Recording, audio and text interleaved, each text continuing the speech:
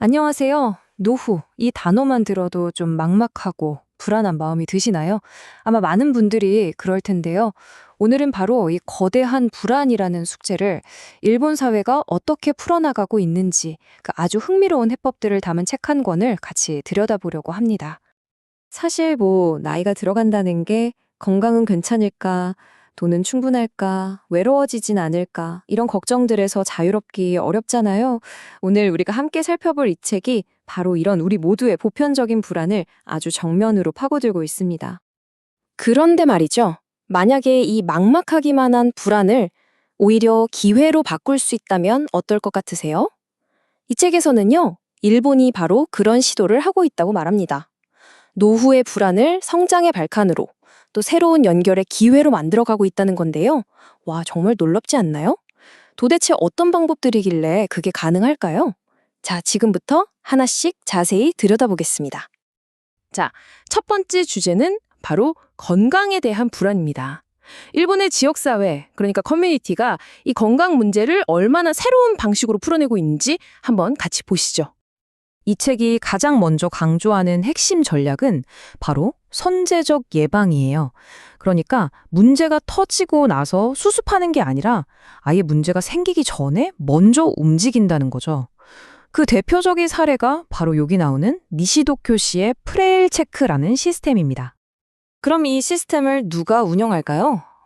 의사나 공무원일까요? 아닙니다. 바로 약 120명에 달하는 시니어 서포터들이 직접 운영해요. 놀라운 건 이분들이 모두 65세 이상, 그러니까 자신과 같은 시대를 살아가는 이웃들의 건강을 직접 챙기고 있다는 점입니다. 자, 바로 이 지점이 정말 중요합니다. 이게 그냥 단순한 봉사활동이 아니에요. 기존의 패러다임을 완전히 뒤집는 거거든요. 이전에는 어르신들이 그저 돌봄의 대상이었다면 이제는 스스로 돌봄의 주체가 되는 겁니다. 누군가에게 도움을 받기만 하는 존재에서 이제는 당당하게 도움을 주는 존재로 역할이 바뀌는 거죠. 그리고 이게 결국 자기 자신의 건강에도 엄청난 긍정적 효과를 가져온다는 거고요. 책에서는 이걸 아주 멋진 선순환 구조라고 표현하는데요. 결국 남을 돕는 것이 곧 나 자신을 돌보는 가장 좋은 방법이 된다는 거예요. 공동체에 기여하면서 내 삶의 의미도 찾고 몸과 마음도 더 건강해지는 정말 이상적인 그림이죠. 자, 또 하나의 정말 기발한 아이디어가 있습니다. 하치오지 씨의 테크포라는 프로그램인데요. 이건 우리가 매일 하는 걷기라는 아주 평범한 활동을 지역경제 활성화랑 아주 똑똑하게 연결시킨 사례입니다. 이게 얼마나 성공적이냐면요. 이렇게 걸어서 모은 포인트를 쓸 수 있는 가게가 무려 500곳이 넘어요. 동네 슈퍼마켓, 식당, 어디서든 정말 현금처럼 쓸 수 있는 거죠. 이러니 안 걸을 수가 있겠어요? 보세요. 이 완벽한 선순환 구조를요. 일단 시민들은 열심히 걸으니까 당연히 건강해지죠. 그리고 포인트를 쓰려면 가게에 가야 하니까 자연스럽게 바깥 활동도 하고 사람들과 어울리게 됩니다. 이게 바로 사회 참여로 이어지는 거고요. 마지막으로 동네 가게들은 손님이 늘어서 매출이 오르니 지역 경제가 살아나죠. 와, 개인의 건강, 공동체, 지역 경제, 이 세 마리 토끼를 한 번에 잡은 셈입니다. 물론 이런 노력은 공공부문에서만 이루어지는 건 아닙니다. 책을 보면 민간 기업들의 역할도 아주 중요하게 다루고 있는데요. 예를 들어 순폭케어 같은 회사는 마치 호텔 컨시어지처럼 갑자기 부모님이 쓰러지시거나 하는 위기 상황이 닥치기 전에 미리 가족들이 뭘 준비해야 하는지 하나부터 열까지 안내해주는 그런 서비스를 제공하고 있습니다. 자, 그럼 다음 주제로 넘어가 볼까요? 아무리 건강해도 사실 경제적인 문제가 해결되지 않으면 불안은 사라지지 않겠죠. 두 번째는 바로 이 경제적 불안에 대한 이야기입니다. 일본의 기업들은 과연 어떤 새로운 생존 전략들을 고민하고 있는지 한번 살펴보겠습니다. 세계적인 기업 도요타의 사례를 한번 보죠. 여기서는 수십 년 경력의 베테랑 기술자들이 은퇴하면 그냥 보내는 게 아니라 마이스터라는 이름으로 다시 모셔옵니다. 왜일까요? 이분들이 가진 그 엄청난 노하우와 현장 지식이 그대로 사라지는 걸 막기 위해서죠. 여기서 중요한 건 이 마이스터들이 그냥 부족한 일손을 채우는 그런 역할이 아니라는 겁니다.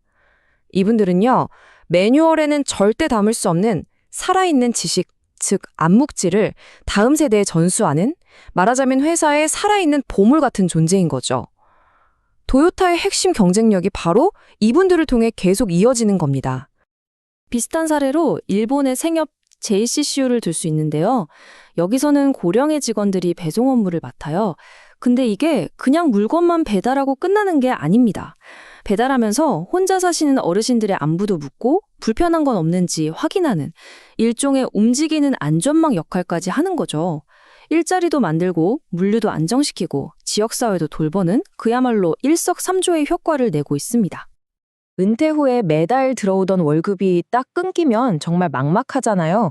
그래서 일본 은행들이 이런 상품을 내놨습니다. 목돈으로 묶여있는 금융자산을 마치 월급처럼 매달 꼬박꼬박 생활비로 받을 수 있게 바꿔주는 서비스인 거죠. 금융 분야에서도 사전 예방이 화두입니다. 특히 치매 같은 질병으로 판단력이 흐려졌을 때를 대비하는 건데요. 예를 들어 건강할 때 미리 가족을 대리인으로 지정해두고 만약에 인지 능력을 떨어지면 자동으로 특정 거래가 제한되도록 설정하는 겁니다. AI가 평소와 다른 이상한 거래 패턴을 감지해서 보이스피싱 같은 사기를 막아주기도 하고요. 즉 사기를 당한 후에 신고하는 게 아니라 아예 사기를 당할 수 없는 환경을 미리 만들어두는 거죠. 자, 이제 마지막 불안입니다. 건강도 챙기고 돈 문제도 어느 정도 해결됐다고 해도 혼자라면 무슨 소용이 있겠어요? 바로 관계의 불안, 즉 외로움에 대한 이야기입니다. 일본 사회가 이 끊어진 연결고리를 어떻게 다시 이어가고 있는지 그 사례들을 한번 만나보시죠. 와, 저는 이 사례를 보고 정말 무릎을 탁 쳤습니다. 교토 솔리데르라는 건데요. 아이디어는 아주 간단해요. 비싼 월세 때문에 힘들어하는 대학생이랑 집은 넓은데 혼자 계셔서 외로운 어르신을 연결해주는 홈쉐어링 프로그램입니다. 서로 다른 세대가 가진 문제를 서로를 통해 해결하는 거죠. 이게 바로 진정한 의미의 윈윈윈 전략 아닐까요? 어르신은 젊은 학생과 함께 살면서 활기를 되찾고 학생은 저렴한 비용으로 좋은 집에 살면서 삶의 지혜를 얻고요. 사회 전체적으로는 새로운 건물을 짓거나 큰 돈을 들이지 않고도 주거 문제와 노인 고립 문제를 동시에 완화할 수 있죠. 여기서 중요한 건 이게 무슨 거창한 돌봄이 아니라는 거예요. 그냥 같이 밥 먹고 이야기 나누는 그런 소소한 일상을 공유하는 것만으로도 충분하다는 겁니다. 그리고 이런 변화를 정부나 기업이 주도하는 것만이 아닙니다. 이 책이 정말 강조하는 건 바로 개인들이 직접 자기 삶의 주인공이 되어서 해결책을 만들어가고 있다는 점이에요. 여기 시니어 라이프 타나 씨처럼 마음 맞는 친구들끼리 모여서 우리 같이 살자 하고 직접 공동체를 만드는 거죠. 바로 이 질문이 핵심을 꿰뚫고 있습니다. 이제는 단순히 어디서 살 것인가의 문제를 넘어서 과연 누구와 어떻게 함께 살아갈 것인가를 고민하기 시작했다는 거죠. 그냥 주어지는 대로 사는 게 아니라 내가 원하는 노후의 모습을 내가 직접 디자인하고 만들어 나가는 아주 능동적인 변화입니다.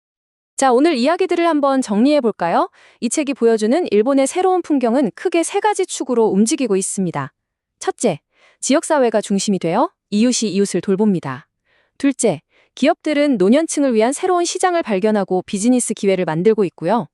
그리고 마지막으로 가장 중요한 것은 바로 개인들 스스로가 자신의 미래를 적극적으로 디자인하는 주체로 나서고 있다는 점입니다. 결국 일본의 이런 다양한 시도들은 그냥 남의 나라 이야기가 아니라 우리에게 생각의 틀을 한번 바꿔보자고 말을 거는 초대장 같아요.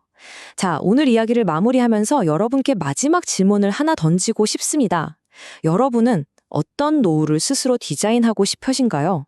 그리고 그 모습을 현실로 만들기 위해 바로 오늘 우리가 내디딜 수 있는 가장 작은 첫걸음은 과연 무엇일지 한번 생각해 보시면 좋겠습니다.